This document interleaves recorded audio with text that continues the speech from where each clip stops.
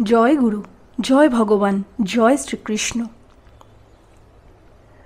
ভগবদ্গীতার ৫ম অধ্যায়ের ৬ষ্ঠ শ্লোকে ভগবান শ্রীকৃষ্ণের আলয় ভগবদ্ ধামের বর্ণনা করে বলা হয়েছে, ন তদ ভাসয়তে সূর্য ন শশাঙ্ক ন পাবক যদ গত্যা ন নিবর্তন্তে তদ্ধাম পরমং মম।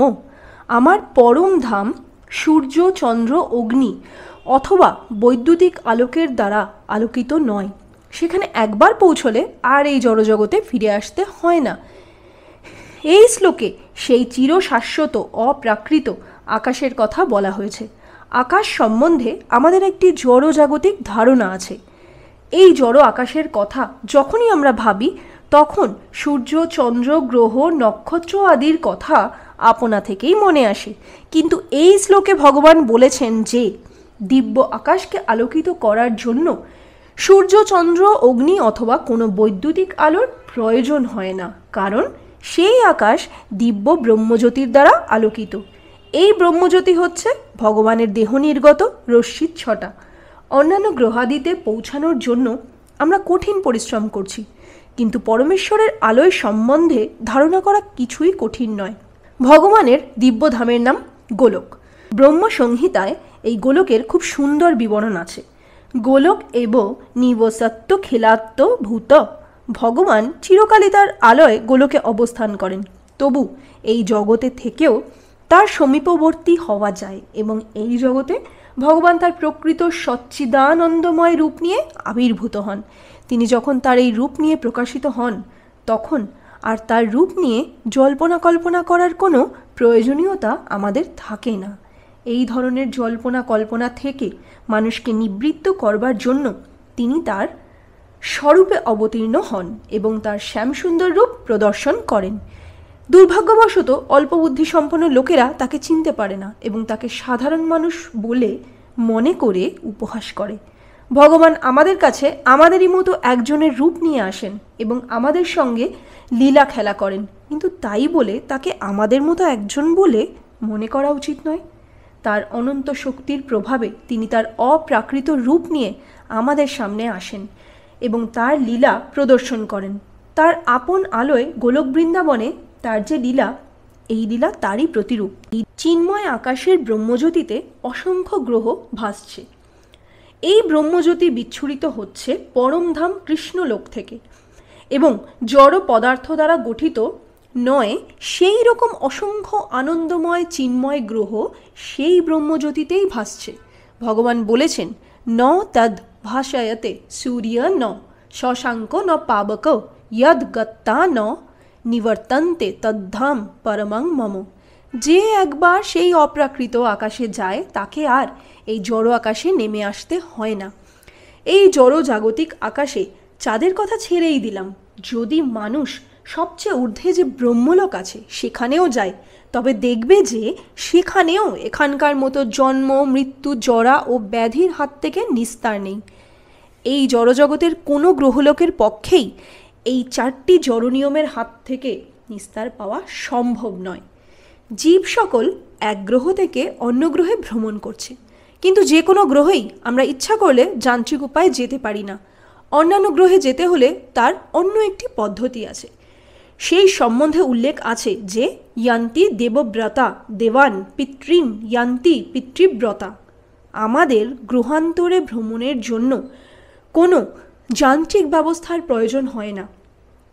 গীতাতে ভগবান বলেছেন, ইয়ান্তি দেবব্রতা দেবান। চন্দ্র, সূর্যাদি উচ্চস্তরের গ্রহদের বলা হয় স্বর্গলোক। গ্রহমণ্ডলীকে 3টি পর্যায়ে ভাগ করা হয়েছে: স্বর্গলোক অর্থাৎ উচ্চ, ভূলোক অর্থাৎ মধ্য ও পাতাললোক অর্থাৎ নিম্ন। পৃথিবী ভূলোকের অন্তর্গত। ভগবদ্গীতা থেকে আমরা জানতে পারি কিভাবে আমরা দেবলোক বা স্বর্গলোকে অতি সহজ প্রক্রিয়ায় যেতে পারি। ইয়ান্তি দেবব্রতা দেবান। কোনো বিশেষ গ্রহের বিশেষ দেবতাকে পূজা করলেই সেই গ্রহে যাওয়া যায়। যেমন সূর্যদেবকে পূজা করলে সূর্যালোকে যাওয়া যায়, চন্দ্রদেবকে পূজা করলে চন্দ্রলোকে যাওয়া যায়। এভাবে যে কোনো উচ্চতর গ্রহলোকেই যাওয়া যায়। কিন্তু ভগবদ্গীতা এই জড়জগতের কোনো গ্রহলোকে যেতে উপদেশ দিচ্ছে না, কারণ জড়জগতের সর্বোচ্চ লোক ব্রহ্মলোকে কোনো ধরনের যান্ত্রিক কৌশলে হয়তো 40,000 বছর ভ্রমণ করে আর ততদিন কেই বা বাঁচবে।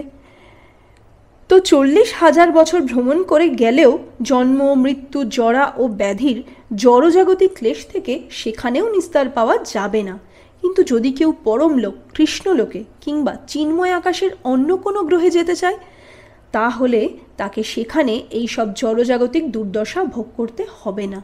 চিন্ময় আকাশে যে সমস্ত গ্রহলোক আছে তার মধ্যে সর্বোৎকৃষ্ট হচ্ছে গোলক বৃন্দাবন, যেখানে পরমেশ্বর ভগবান শ্রীকৃষ্ণ থাকেন।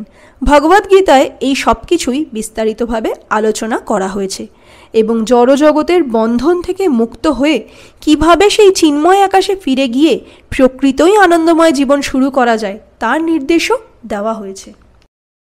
ভগবদ্গীতার 15 অধ্যায় এই জড়জগতের প্রকৃত রূপের বর্ণনা করে বলা হয়েছে, ঊর্ধ্ব মূল মধ্য শাখো মৎস্যথং প্রাহুর ব্যয়ম ছন্দাংশি যস্য পর্ণানি যস্তং বেদ স বেদবিৎ।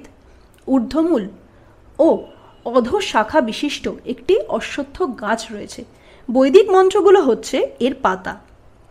যে এই গাছটিকে জানে সে বেদকে পূর্ণরূপে উপলব্ধি করেছে।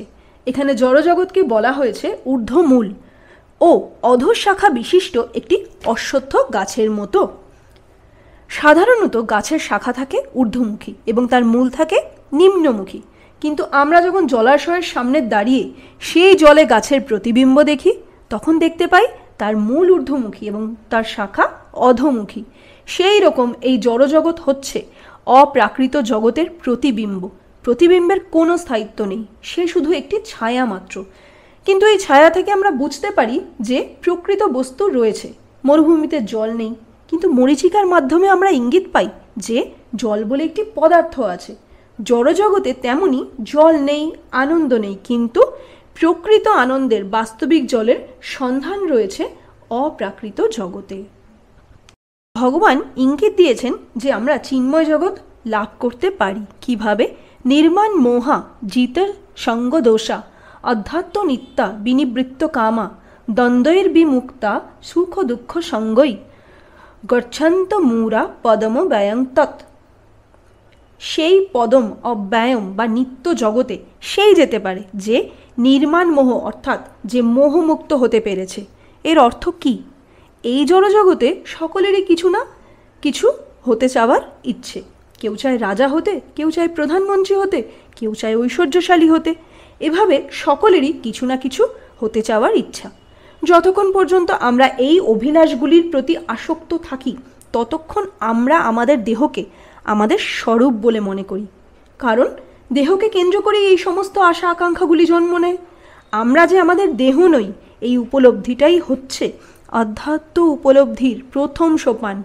জড়জগতের যে 3টি গুণের দ্বারা আমরা আবদ্ধ হয়ে পড়ি তার থেকে মুক্ত হওয়াটাই হচ্ছে আমাদের প্রথম কর্তব্য, এবং তার উপায় হচ্ছে ভগবত ভক্তি। ভক্তির মাধ্যমে ভগবানের সেবা করলে এই বন্ধন আপনা থেকেই খসে পড়ে। কামনা বাসনার বশবর্তী হবার ফলে আমরা জড়া প্রকৃতির উপরে আধিপত্য করতে চাই এবং তার ফলে জড়জগতের বন্ধনে আবদ্ধ হয়ে পড়ি। যতক্ষণ না আমরা আধিপত্য করার এই বাসনাকে সম্পূর্ণভাবে পরিত্যাগ করতে পারছি ততক্ষণ আমরা জড় বন্ধন থেকে মুক্ত হয়ে ভগবানের আলোয় সনাতন ধামে ফিরে যেতে পারবো না। সেই ভগবত ধাম যা সনাতন, সেখানে কেবল তারাই যেতে পারেন যারা জড়জগতের ভোগ বাসনার দ্বারা লালায়িত নন, যারা ভগবানের সেবায় নিজেদের সর্বতোভাবে নিয়োজিত করেছেন। কেউ এভাবে অধিষ্ঠিত হলে তিনি অনায়াসেই পরম ধামে উপনীত হন। ভগবদ্গীতায় বলা হয়েছে, অব্যক্ত হক্ষর উত্তক্তস্ত মাহু পরমাং গতিং ইয়ং প্রাপ্য ন নিবর্তন্তে তদ্ধাম পরমং মম। অব্যক্ত মানে অপ্রকাশিত। এমনকি এই জড়জগতের সব কিছু আমাদের কাছে প্রকাশিত হয়নি। আমাদের জড় ইন্দ্রিয় এতই সীমিত যে জড় আকাশে যে সমস্ত গ্রহ নক্ষত্রাদি আছে তাও আমাদের গোচরীভূত হয় না। বৈদিক সাহিত্যে সমস্ত উল্লেখযোগ্য গ্রহ নক্ষত্রের কথা বলা হয়েছে। আমরা সেই সব বিশ্বাস করতে পারি অথবা বিশ্বাস নাও করতে পারি। বিশেষ করে শ্রীমদ্ ভাগবতে এর বিশদ বর্ণনা পাওয়া যায়। এই জড় আকাশের ঊর্ধ্বে যে অপ্রাকৃত লোক আছে, শ্রীমদ্ ভাগবতে তাকে অব্যক্ত অর্থাৎ অপ্রকাশিত বলে বর্ণনা করা হয়েছে। সেই যে অপ্রাকৃত লোক, যা নিত্য সনাতন, যেখানে প্রতিনিয়ত দিব্য আনন্দের আস্বাদন পাওয়া যায়, যেখানে প্রতিনিয়ত ভগবানের সান্নিধ্য লাভ করা যায়, সেই যে দিব্য জগৎ, তাই হচ্ছে মানব জীবনের পরম লক্ষ্য, মানব জীবনের পরম গন্তব্যস্থল। সেখানে একবার উত্তীর্ণ হলে আর এই জড়জগতে ফিরে আসতে হয় না। সেই পরম রাজ্যের জন্যই মানুষের বাসনা ও আগ্রহ থাকা উচিত। জয় গুরু, জয় ভগবান, জয় শ্রীকৃষ্ণ।